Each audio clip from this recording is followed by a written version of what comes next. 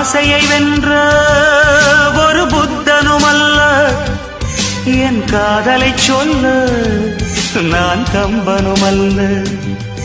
உன் காது கடித்தேன் நான் கனவினில் மெல்ல, இன்று கட்டி அணைத்தேன் இது கற்பனை அல்ல.